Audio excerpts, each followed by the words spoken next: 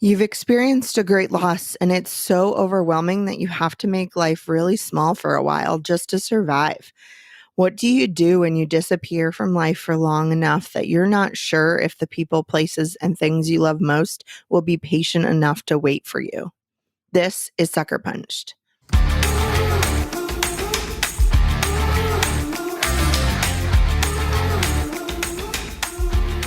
Whenever I'm feeling really stressed or sick, I have a hard time reading with my eyes. I can't focus or process the words. Audible has been a game changer, and since reading with your ears totally counts, I've been able to keep up with the authors I love and discover new ones as well, especially when my library doesn't have the digital copies. Most recently, I've been rereading the Inspector Gamache series by Louise Penny and falling in love with the characters all over again. When you give Audible Premium Plus a try, you'll get up to 2 free books. Who doesn't love free books? Sign up now at beckylmccoy.com/audible.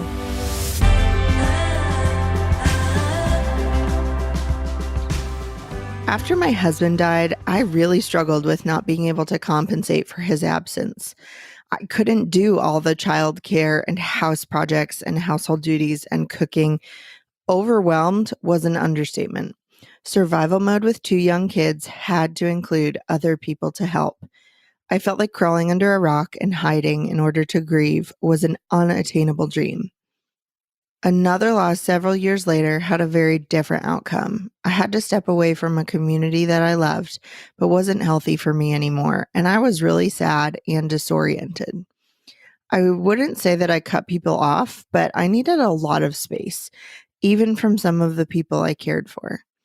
I had to grieve, and this was a grief that could only be shared with a very small circle of people, most of whom were long-distance friends via text, Voxer, and Marco Polo. I didn't know how long it would take, but I knew I couldn't ignore this grief. It was scary to make my world so small, to slow everything down, to truly take it 1 hour, 1 day at a time. When I was finally in a place to start opening up my world again and reconnect with some of those relationships that I'd put on hold, I was holding my breath. I had completely disappeared from life, and my friends' lives had carried on. Was there still room for me in their life? I hadn't expected them to pause their lives and wait for me, but I hoped I hadn't been forgotten either. As I tiptoed back into life, I tentatively reached out, sensitive to the response I would get. I was the one who had disappeared after all. I would have to live with the relational consequences of that.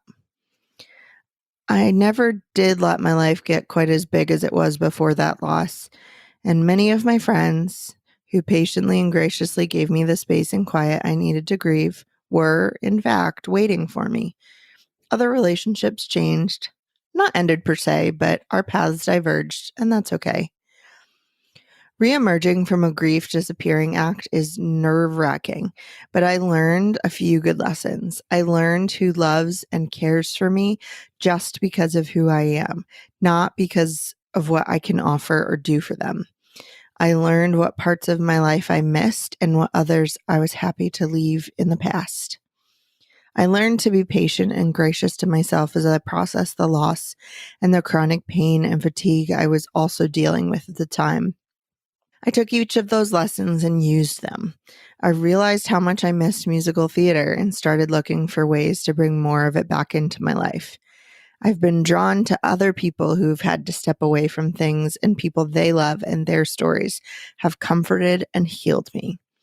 I rethought a lot of what I want my kids to learn from me about life and grief and how to be human. Grieving is painful. Disappearing from life is both hard and sometimes necessary. Some people will stick around and others won't. We learn and grow and do our best as we creep out of our grief chrysalis, because the alternative, to avoid the grieving that needs to be done, isn't a better option. We can't be all things to all people all the time, and that's okay.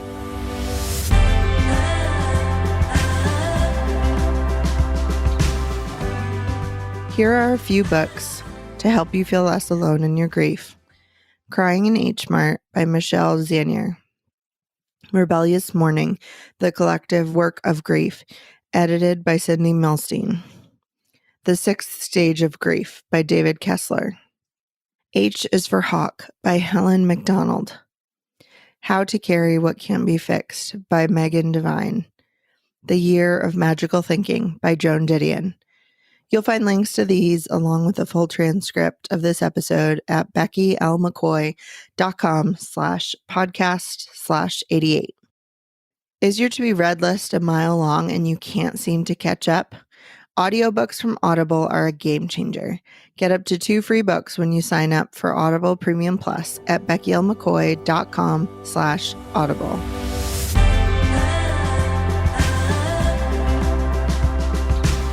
If you enjoyed this episode, be sure to follow Sucker Punched in whichever podcast app you use. If you're already a regular listener, please rate and review Sucker Punched in your podcast app. Share this episode with a friend and let me know what you think. You can find me on my website at beckylmccoy.com or on Twitter and Instagram at beckylmccoy. Get my 4 mantras for when I'm overwhelmed at beckylmccoy.com/4mantras. And as a bonus, you'll get sneak peeks into future projects as well as early access to future events and retreats. If you found this episode encouraging or helpful, share it with a friend and remember, do what you need to do to grieve in a healthy way and trust that as you reemerge, there will be old and new people and things waiting for you. You're doing great.